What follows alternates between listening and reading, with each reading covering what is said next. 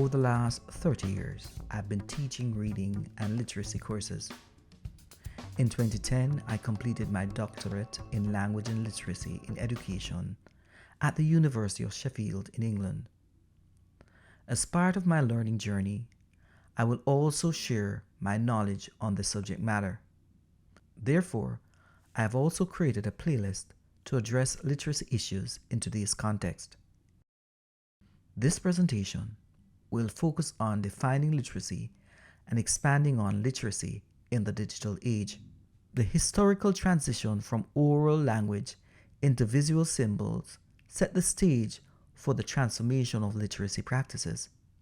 Collectively, we can say that to be literate is being able to read and understand. However, we must understand that literacy has many functions. It can be used for communication, it can be used to instruct, it can be used to emancipate, it can be used to entertain, it can also be used to discriminate, and finally, it can enforce exclusionary practices that are reflected in our society. So, the reality is that literacy has a function in every community. While attending the University of Sheffield in England, I enjoyed participating in a guest lecture session with Professor Brian Street. In this session, Professor Street stated that literacy practices are in operation every day and in every society. These practices can save lives.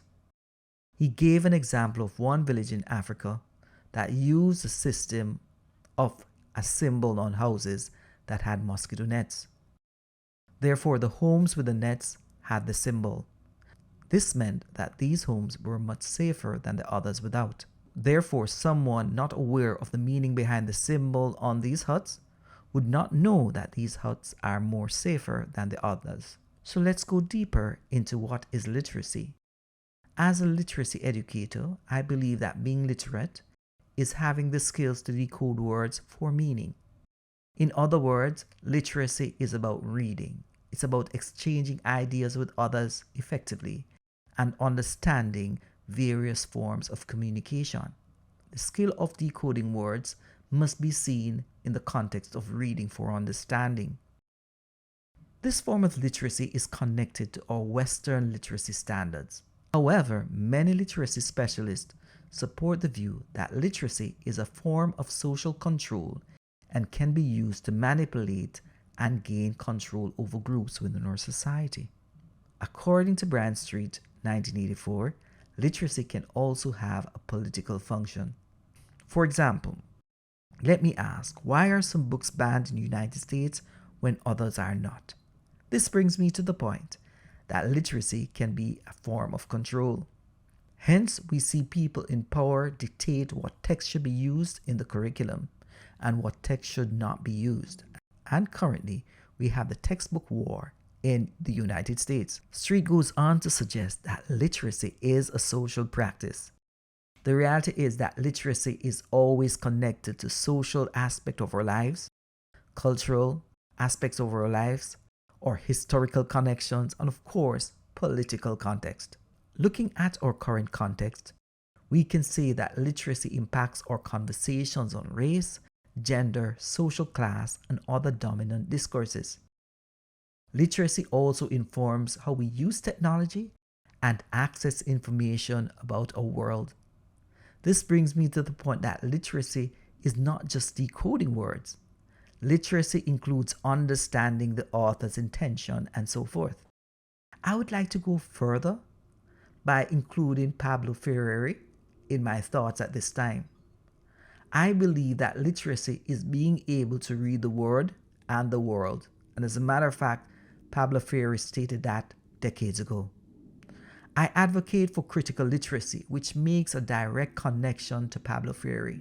Since I have given an overview of the definition of literacy, let me explore the context of digital literacy within our present digital age. Since we are moving into the digital age, our students must develop the ability to evaluate what they view. They must understand the need for credibility of the media form. Educators must encourage their students to give credit when they are using other people's work, and also encourage students to respect the view of others. With this being said, teachers need to be aware that technology will impact literacy practices.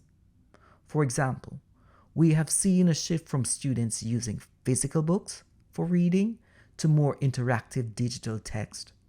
According to Marsh, whom I met several years ago while doing my doctorate at Sheffield and Larson 2016, teachers must understand the varied ways students can produce work or tasks using varied digital media forms. Therefore, in exploring resources, teachers may also need to know that these digital resources will be out of the classroom at times. Notwithstanding, they will aid literacy development. Central to these digital media forms will be the teacher's role in ensuring that students develop the critical literacy skills that are required to evaluate these digital platforms. Let's face it, most of the content that a teacher will reveal to their students can be found online. The teacher must now therefore understand that their role will change to more interactive facilitation of learning and the scaffolding of the learner in the digital age. As a result of enhanced technology, teachers will need to direct students to construct and deconstruct these new emerging forms of interactive text.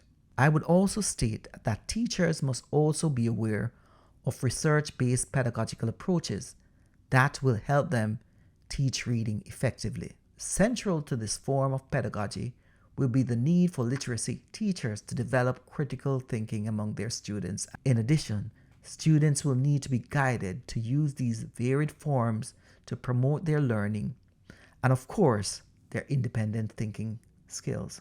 We should not be surprised that students will need to have digital literacy skills. Remember, they are digital natives. It is also essential that educators are aware that literacy development in today's context will include technology. There is no escape. As a result, the teacher can use the technology to improve overall literacy development of students. On reflection, this may be the pathway for motivating students and enhancing students' engagement. In conclusion, let me say that literacy in the digital age represents a shift in approaches to the teaching of literacy. Hence, technology should be used to enhance the quality of teaching literacy.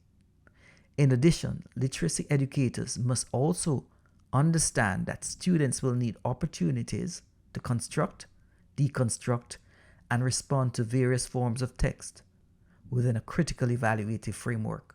If as educators we do not develop the critical framework needed in this digital age, then we will have a population that will be unable to navigate the word and the world.